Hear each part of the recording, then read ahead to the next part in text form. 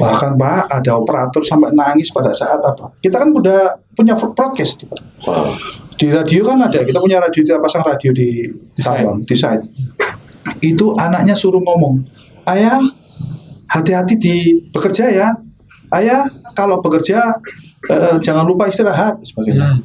Itu ada yang nangis Pak. Artinya dia itu akan semakin berhati-hati bahwa dia itu bekerja untuk keluarganya.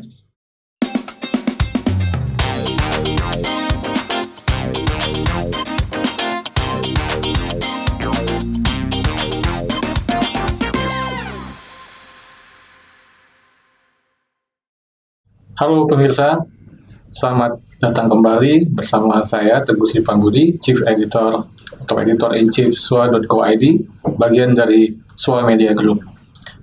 Kita kembali bertemu di podcast dari redaksi SWA, sebuah podcast yang berusaha membincangkan hal-hal yang inspiratif seputar kepemimpinan, dunia bisnis, dan transformasi perusahaan.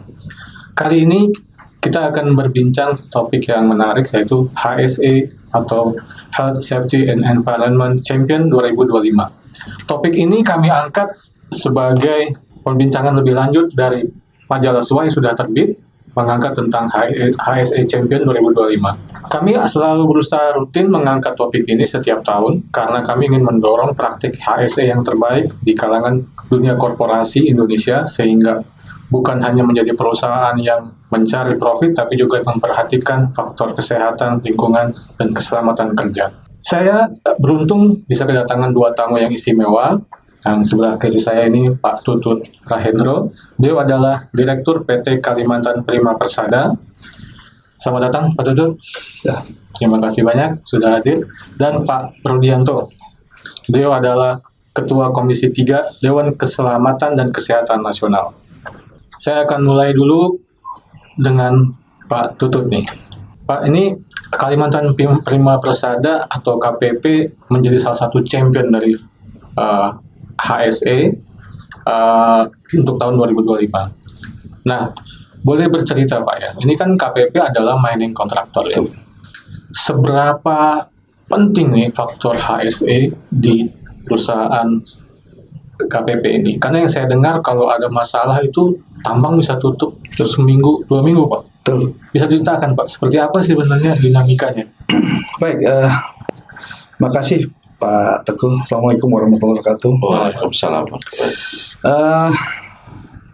Kami di Kalimantan Prima Persada Mining, kalau kita singkat jadi KPP Mining, itu bergerak di izin usaha jasa pertambangan, di mana kami secara yang merupakan anak perusahaan dari PT Prima Persada Nusantara dan cucunya PT United Traktor, sekaligus cicitnya PT Astra Internasional.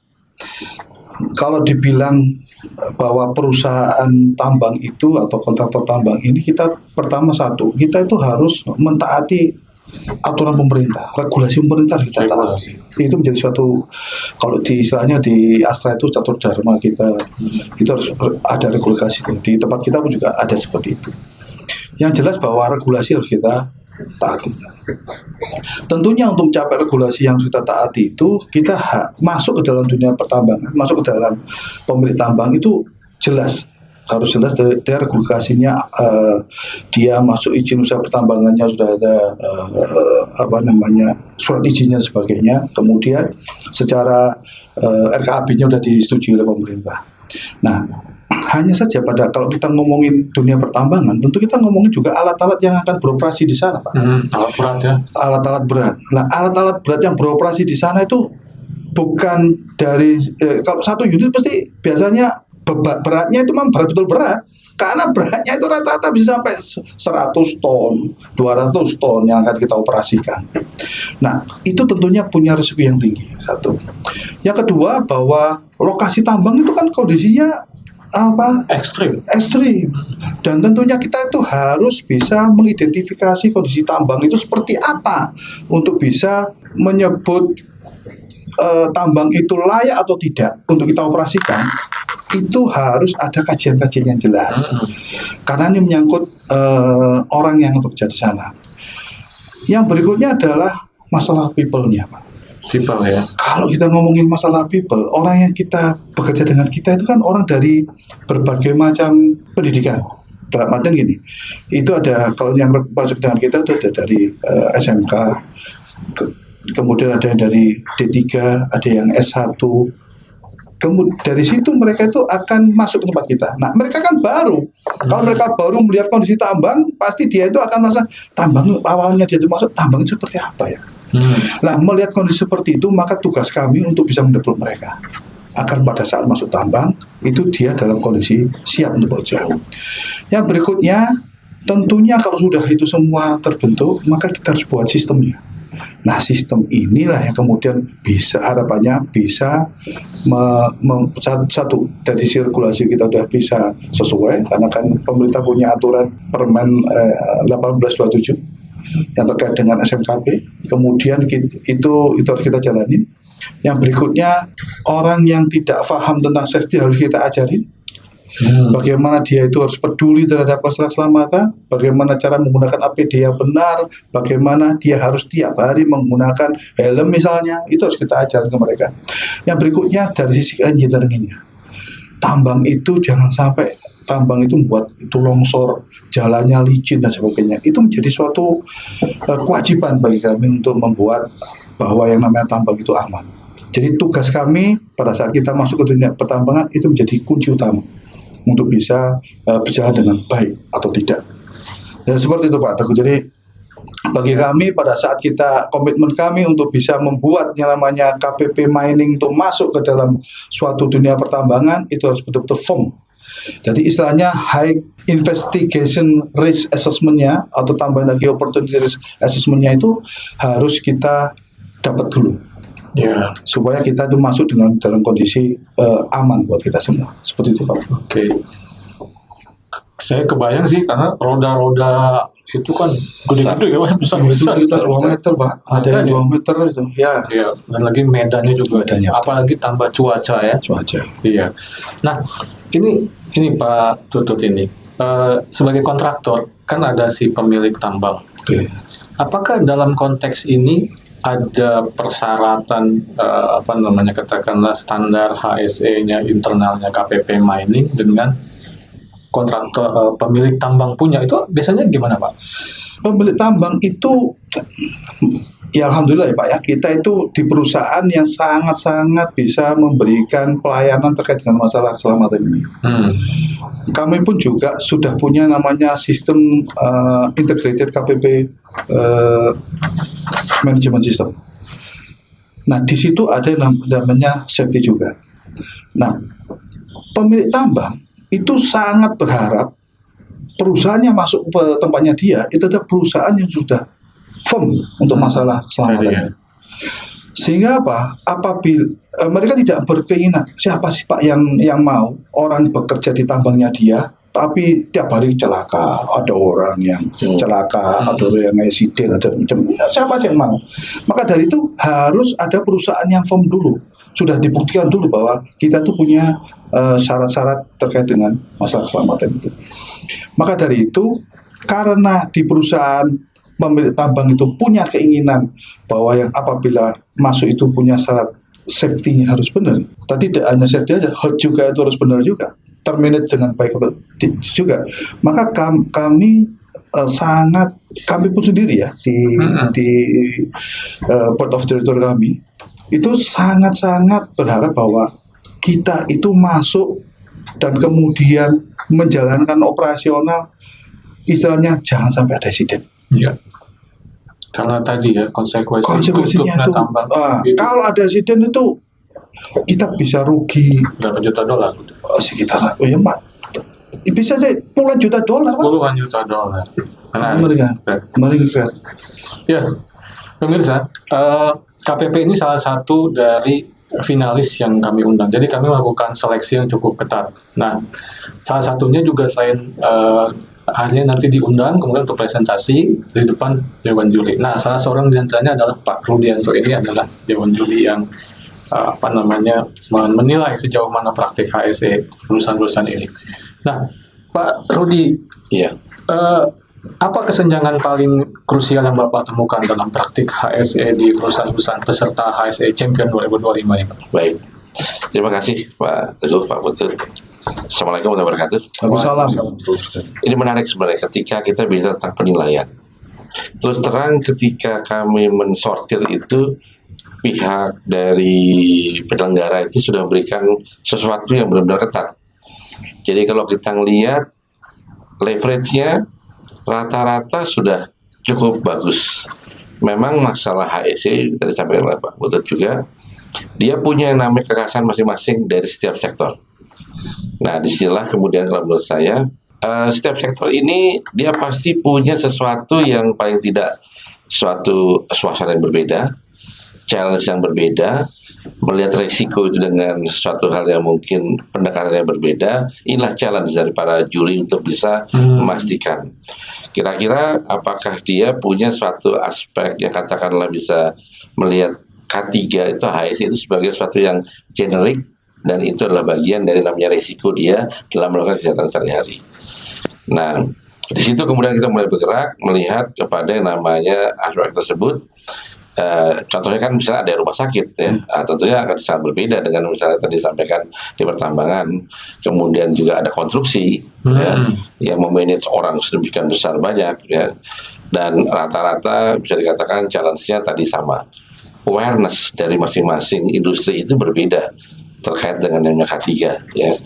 Dan kemudian itulah yang kita coba lihat bagaimana yang namanya roadmap mereka melakukan dari proses memanage tadi ya, memanage resiko yang ada di masing-masing tersebut, sehingga kemudian ultimate-nya kami membagi nih tiga aspek.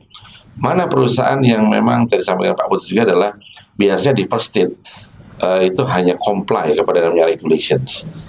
Di second state-nya itulah mereka sudah melakukan suatu proses memanage itu sebagai bagian dari objektifnya perusahaan ya.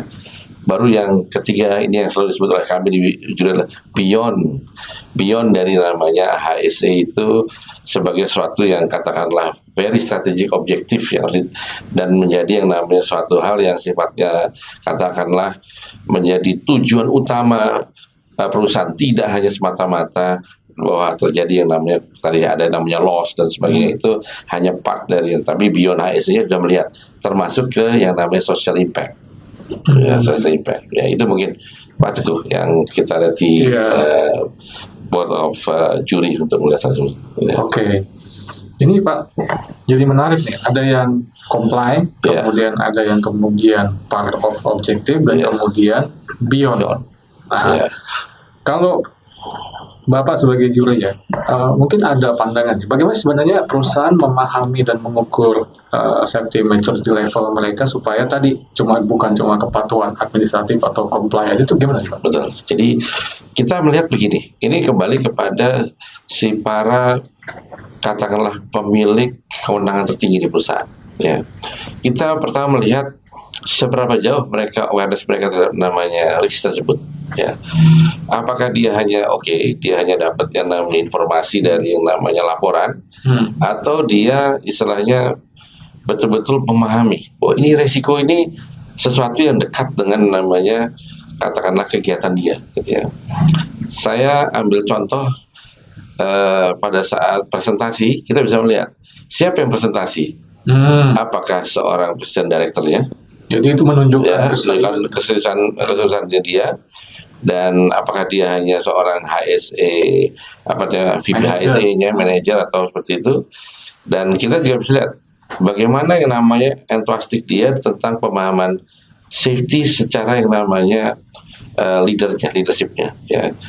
Dan dia bisa memahami apa yang namanya faktor kritis yang ada di perusahaan dia dikaitkan dengan HSE-nya. Karena biasanya kan leader itu dia akan bicara mengenai yang namanya konteks di manajerial.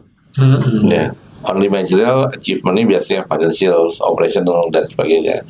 Ketika dia bisa memahami yang namanya HSE itu tempatnya di mana, itu kita anggap bahwa ini adalah satu hal yang salah satu yang bisa menjadikan bahwa paling tidak dia sudah punya titik tumpu yang baik karena si pemilik kebijakan atau yang memberikan suatu keputusan dalam perusahaan itu sudah mulai melihat HSE itu sebagai hal yang menjadi krusial diperhatikan di perusahaan.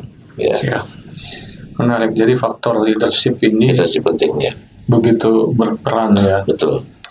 Pemirsa, pembicaraan kita semakin panas. Nanti kita akan melanjutkan bagaimana soal budaya perusahaan atau budaya HSE jadi bagian dari corporate culture di perusahaan-perusahaan di Indonesia. Nah, tapi sebelum melanjutkan ke sana, kita akan lihat yang berikut ini. Indonesia is blessed with a lot of potential. At Kalimantan Prima Persada, we are committed to optimizing to create a better future. For us, safety and the environment are key foundations through mining contracting services, hauling services, and port management services. To achieve our grand vision as the largest integrated mining services company in Indonesia, we are expanding into other mineral industries such as nickel and gold. In addressing global challenges and supporting sustainable economic development, we actively participate in encouraging the implementation of environmental, social, and governance aspects in every operational activity of the company. We continue to improve several other programs that support environmental sustainability. We are proud to be a part of Kalimantan Prima Persada. For more than 20 years, we have always prioritized employee welfare and paid full attention to employee rights. The development of skills and career paths, physical and mental health, a dynamic work environment, and harmonious industrial relations with labor unions are values that we prioritize. We have achieved various awards both at national and international level. We are a mining services company that is dedicated in building a sustainable future and prosper with the nation. Kalimantan Prima Persada, raih energi bersama kami. Pemirsa, kita lanjutkan yang perbincangan kita yang makin menarik. Tadi Pak Rudi menyinggung soal Ya. beyond compliance atau beyond HSE, Ya. di mana di sini aspek leadership sangat Ya. penting. Saya mau tanya nih langsung nih Pak Tutut ya. Ini seberapa jauh sih peran keterlibatan top manajemen di KPP Mining ya, Ya. dalam konteks HSE ini, Pak? Kami sebagai leader di POD, terutama Presiden Direktur, sudah membuat suatu strategi terhadap safety dan itu sudah dipampang semua kebijakan masalah atau policy terhadap masalah keselamatan atau HSE ini. Kemudian dari situ kita kemudian harus mengukur ke semua site sejauh mana mereka itu implement terhadap kebijakan kita. Satu. Yang kedua, bahwa kami pun sudah sepakat di dalam suatu bukan sepakat, artinya kita sudah putuskan bahwa yang namanya safety itu harus menjadi nilai atau budaya kerja kita. Kita ada namanya ini Pak, kemudian kita pakai seragamnya, tulisannya CIS. CIS ini yang hijau ini adalah safety. Oh, Safety. Yang kuning sinergi, yang I itu integritas, yang C itu kompeten. oke. Artinya bahwa insan KPP, kita sebutnya karyawan itu adalah insan KPP itu harus paham dan sadar terhadap masalah keselamatan. Penting ini, kenapa saya sampaikan? Karena perusahaan punya aset yang berharga, yaitu manusia. Karyawan itu aset yang berharga, sehingga harus kita jaga mereka agar aset ini, gimana sih Pak, kalau kita punya emas pasti kita jaga, cuma kalau perlu masukkan gitu ke dalam tempat yang aman dan sebagainya. Ini kalau manusia kan harus kita jaga betul-betul. Nah, namanya kita jaga itu berarti kalau mereka itu bekerja, saat dia kan tanda tangan sama kita, akad sama kita tuh. Kamu kerja sama saya ya, akadnya bahwa seperti ini.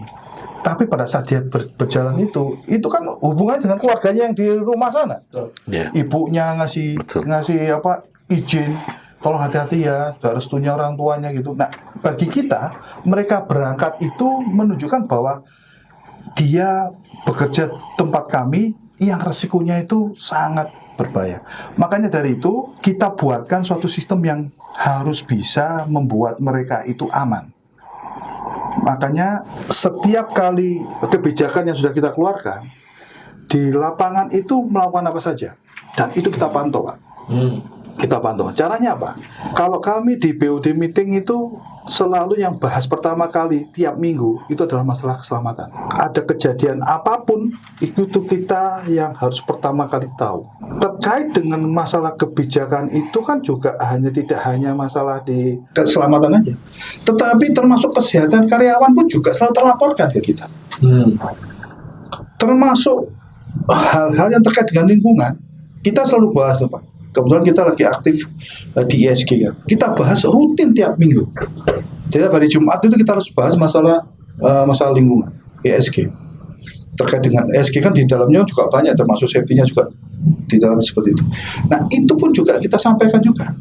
Termasuk apabila kita itu kegiatan CSR kita sejauh mana itu proses itu sampai ke lapisan di sekitar tambang. Artinya menurut saya kami sangat komitmen untuk itu.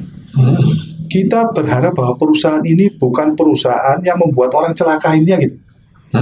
Termasuk kita pun juga komitmen terkait dengan masalah digitalisasi sekarang gimana.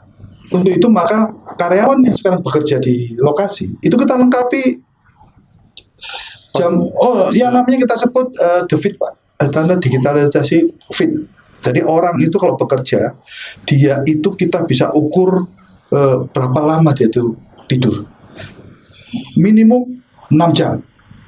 Apabila orang tersebut, karyawan tersebut itu bekerja atau tidur kurang dari 6 jam, atau ada alatnya Pak, langsung masuk sampai ke globe leader bahwa pada saat dia finger untuk masuk absen itu langsung muncul datanya. Oh dia kurang tidur. Maka dia tuh jangan operasikan dulu, tolong istirahat dulu. Bahaya alat berat ini. Bahaya alat berat itu. Itu kita lakukan Pak.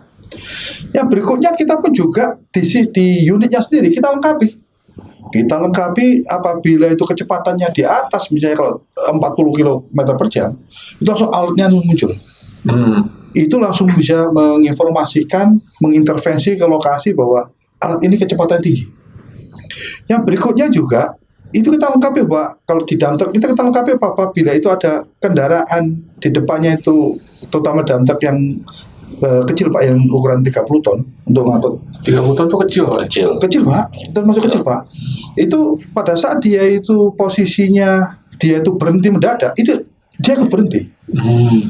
Kalau di kendaraan itu ada namanya kalau Toyota kan Toyota Safety Sense itu, pada saat dia itu berhenti dia berhenti depannya. Jadi kita lakukan develop itu Pak. Intinya bahwa termasuk juga bahwa laporan terkait dengan hasil temuan misalnya ada mereka inspeksi temuan itu langsung masuk ke sistem. Kami pun juga rutin mana yang masih deviasi, mana yang sudah terselesaikan, mana yang belum, dan itu selalu kita monitor. Artinya bahwa yang namanya safety itu sangat-sangat atau safe HSE itu menjadi perhatian kita bersama. Dan tadi kalau saya dengar tiap minggu board dapat laporan soal itu berarti memang terlibat ya. Terlibat. Oke. Termasuk apabila ada karyawan menyampaikan, kita pun sering Pak, kita kan kembali ke saya. Jadi misalnya seperti saya, itu saya kumpulin operator mekanik, kemudian mereka mau diskusi dengan kita. Masukan-masukan buat kita pun terkait dengan masalah keselamatan, pasti kita akan follow up. Oke, menarik Pak Rudi. Sekarang saya ke Pak Rudi. Ini kita tadi udah dengar KPP mining seperti apa gitu ya. Kalau di Indonesia tadi ada industri kan semua ada masing-masing, ada yang rumah sakit, kontraktor berbeda. Nah tapi mungkin message-nya sama nih, bahwa ini adalah everybody business, dan terutama seorang para leader harus tahu itu. Kalau di Indonesia gimana sih Pak gambaran umumnya? Baik, ini pertanyaan bagus ya yang disampaikan, sebenarnya bukan kepada para katakanlah expert safety ya HSE, tapi adalah masyarakat Indonesia. Budaya masyarakat kita itu bukan budaya yang sifatnya concern pada namanya HSE. Ya, jadi kunci dari HSE salah satunya adalah awareness. Ya, tadi disampaikan oleh Pak Tutut, kalau di company secara struktur dia tahu itu akan memberi yang namanya dampak, dia akan melakukan sesuatu untuk measure-nya, sehingga kemudian yang digerakkan adalah awareness-nya. ketika orang itu susah jadi punya awareness, dipaksa dia ikut yang namanya kita sebutnya kalau di safety itu brainwash, ya, dari orang yang tidak concern kepada safety kepada yang safety. Masalah kita agak berbeda nih, ya. Kita ambil contoh. Kalau ada yang namanya katakanlah bunyi bahaya, sirine, ya, kebanyakan orang kita itu lebih kemudian mendekat, tidak menjauh, ya. Jadi contoh yang paling mudah ketika terjadi misalnya kemarin di Tamrin, ya, ada yang namanya ada yang namanya terorisme. Orang kan kalau yang dalam tanda kutip punya budaya ini, dia akan menjauhi resikonya. Jual sate masih kok, Pak. Jual sate, jual sate. Nah, ini menimbulkan bahwa kita belum punya awareness itu secara root dari masyarakat. Berbeda dengan masyarakat yang seperti misalnya Jepang, yang sejak kecil dia diajarkan untuk kalau nyebrang itu lewat yang namanya penyeberangan. Nggak boleh yang namanya tiba terobos buka kawat digunting gitu, ya.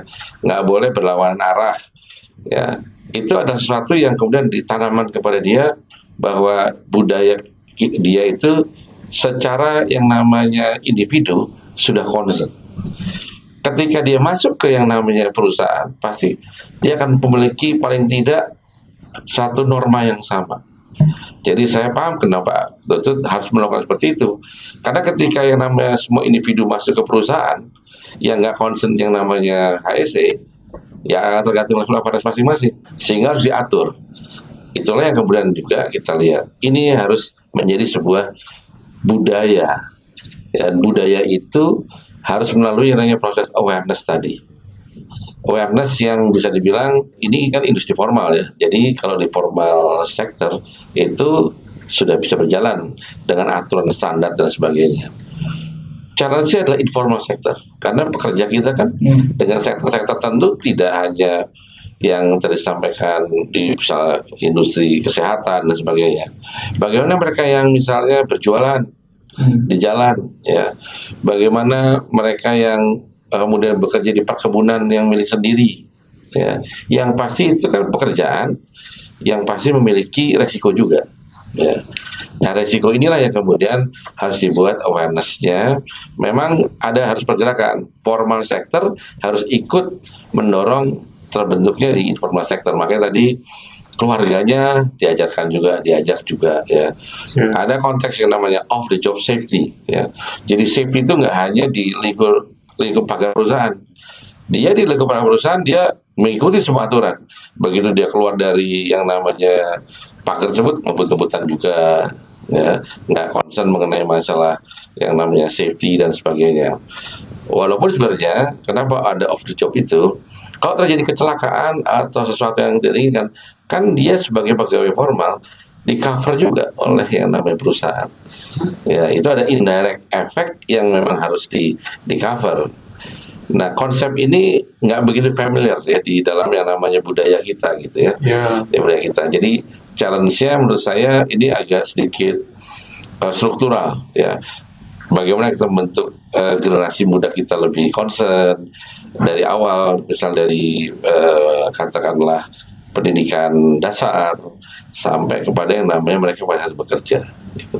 Itu mungkin saya rasa kalau tadi bicara mengenai itu, pembangun budaya K3 itu adalah built-in dari si individunya seharusnya, gitu. Tapi menarik, Pak, ya. Jadi kalau root-nya itu artinya culture, gitu, ya. Tapi pendekatannya tadi Pak bilang structural itu. Betul.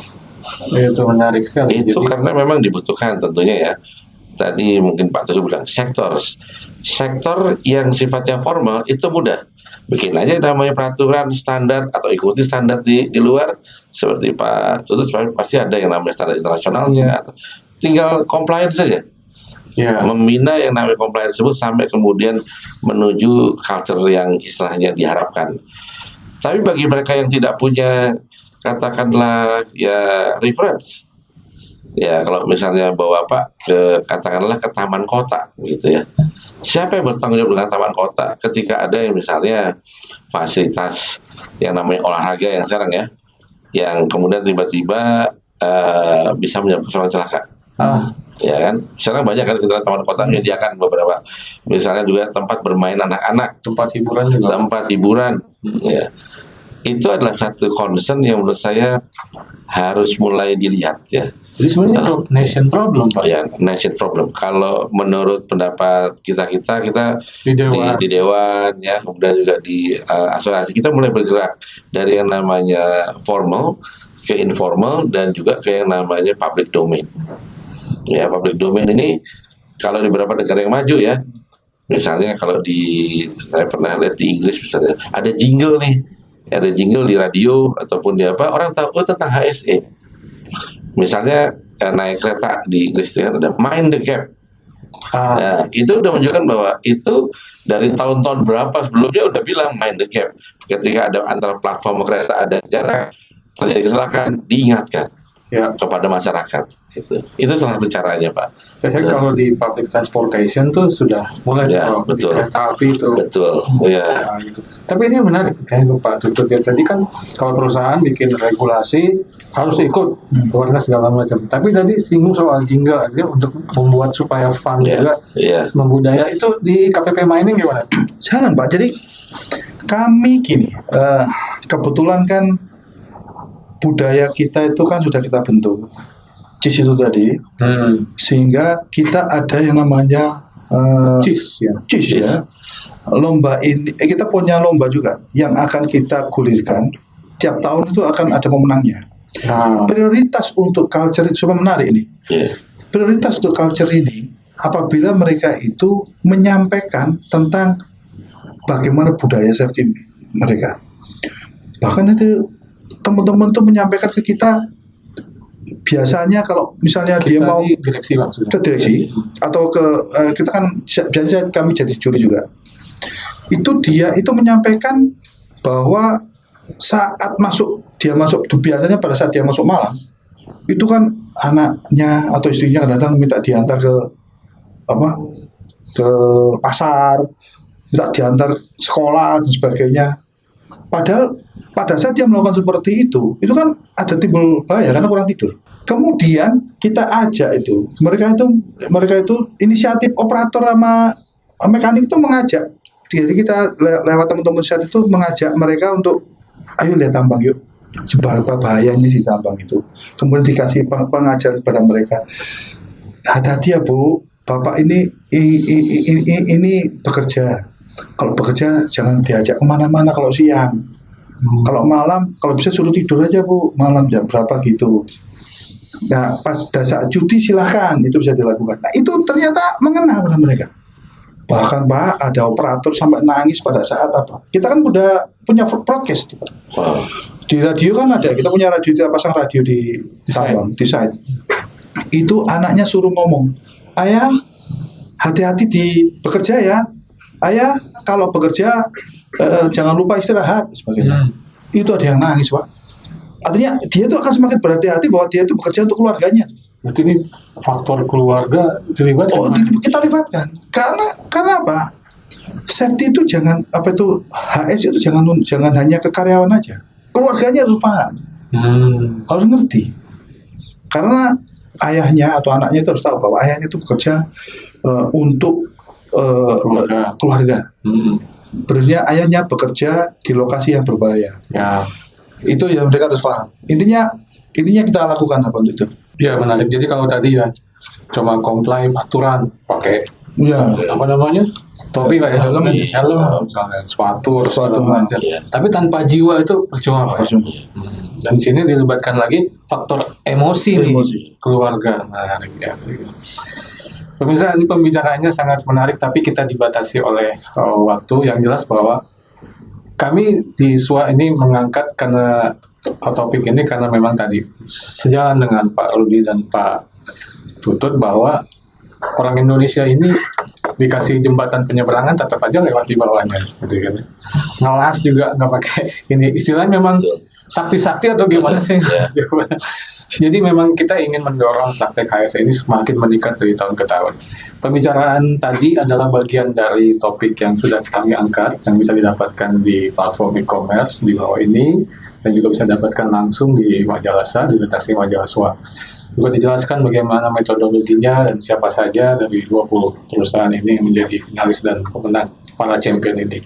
Nah, Sebelum kita tutup, saya akan mempersilahkan narasumber kami di sini untuk memberikan closing statement. Saya persilahkan Pak Rudi untuk memberikan closing statement-nya. Monggo, Pak. Baik, terima kasih Pak Teguh. Saya melihat yang namanya HSE ini adalah satu bagian dari upaya untuk membangun yang namanya suatu karakter. Karakter itu harus built-in. Kalau kita bicara dalam yang namanya konsep katakanlah manusia itu adalah budayanya, ya. Dan budaya itu saya rasa akan mempengaruhi bagaimana sikap kita di berbagai yang namanya katakanlah bidang kehidupan. Oleh karena itu, jangan melihat HSE itu seperti hal yang sulit, ya, suatu hal yang tidak bisa menjadi satu bagian dari namanya karakter kita. Tapi ketika membentuk karakter, dibutuhkan suatu upaya yang sifatnya katakanlah baik itu dari dirinya sendiri maupun dari pihak lain, dari pemerintah, perusahaan dan sebagainya, termasuk tadi keluarganya, untuk melihat bahwa oke, ini adalah suatu kepentingan bagi yang namanya dirinya dia, sehingga kemudian tadi yang disebut level of awareness itu menjadi suatu hal yang dia pahami untuk melihat resiko apa saja, tidak hanya di pekerjaannya, tapi juga di yang namanya kehidupan sehari-hari, bagaimana impact-nya kepada yang namanya pihak lain dan keluarganya. Jadi, saya tegaskan sekali lagi, HSE terus bisa menjadi sebuah karakter dari bangsa kita, untuk kemudian bisa menjadikan bangsa kita lebih hebat lagi dan bisa punya kiprah yang luar biasa. Terima kasih Pak Rudi. Jadi ini adalah bagian dari karakter. Jadi sebenarnya ini karakter building. Betul, karakter building. Oke, Pak Tutut, monggo Pak. Baik, terima kasih Pak Teguh. HSE itu adalah suatu bagian dari, kalau di kami di karyawan, tugas kami sebagai leader untuk bisa membuat orang-orang tersebut itu dengan senang hati menjalankan semua program atau sistem yang HSE ini. Sehingga tugas kami sebagai seorang leader harus sabar, harus telaten, dan mau memberi contoh kepada semua level di bawah agar mereka itu bekerja dalam kondisi selamat. Secara otomatis tugas seorang leader harus tulus menyampaikan kepada bawahannya bahwa Anda bekerja harus sesuai dengan prosedur agar aman dan selamat sampai di rumah. Dan menjadi tanggung jawab kita bahwa siapapun yang bekerja dengan kami, mereka harus datang dalam kondisi lengkap, pulang pun juga dalam kondisi lengkap dan sehat, bahkan tambah kuat, tambah sehat sama keluarga, dan keluarganya akan bangga pada sosok yang bekerja di tempat kami, terutama KPP Mining ini. Makasih. Terima kasih banyak Pak Rudi. Sama-sama, Pak Tutut. Message-nya menarik sekali. Jadi datang selamat, pergi dari rumah selamat, pulang kembali dengan selamat juga. Dan tadi bahwa ini sebenarnya adalah persoalan dari tiap individu, Pak, ya. Kita harus tetap ingat menjaga keselamatan diri dan juga lingkungan sekitar. Pemirsa, jangan lupa like, comment, subscribe, dan share. Berikan komentar-komentar Anda yang konstruktif buat perbaikan podcast dari redaksi siswa ini. Sekian pembicaraan kita untuk topik kali ini. Sampai jumpa di edisi mendatang yang tidak kalah menariknya. Salam. Di era di mana teknologi informasi dan komunikasi berkembang pesat, transformasi digital memaksa kita memahami alur informasi yang tersebar cepat melalui jaringan internet. Membaca berita melalui gawai pribadi kini menjadi rutinitas harian bagi banyak orang. Selain memperoleh informasi terbaru, membaca berita juga menambah wawasan dan melindungi kita dari hoax. Menyadari pentingnya informasi yang akurat dan inspiratif, sua.co.id hadir menyajikan kabar bisnis dan ekonomi terkini. Sua.co.id adalah portal bisnis yang menyediakan berbagai informasi terkait pemasaran bisnis, manajemen, CSR, aksi korporasi, tata kelola perusahaan, profil bisnis pengusaha dan profesional, investasi pribadi, teknologi informasi, wawancara eksklusif dengan CEO, serta data penelitian. Kami tidak hanya menyajikan berita terkini, tetapi juga pembelajaran dari para pebisnis sukses, kisah perusahaan yang menginspirasi, strategi manajemen, pemasaran efektif, penciptaan kesuksesan bisnis, kewirausahaan, pengembangan karir, dan cerita sukses anak muda dalam berbisnis. SUA.co.id hadir di berbagai platform. Anda dapat mengunduh aplikasi kami di Google Play Store dan mengikuti kami di media sosial @SUA Media Inc. seperti Instagram, LinkedIn, X, dan Facebook. Saatnya menginspirasi orang lain dengan kesuksesan bisnis Anda melalui platform kami. Kunjungi SUA.co.id dan temukan informasi bisnis yang inspiratif setiap harinya.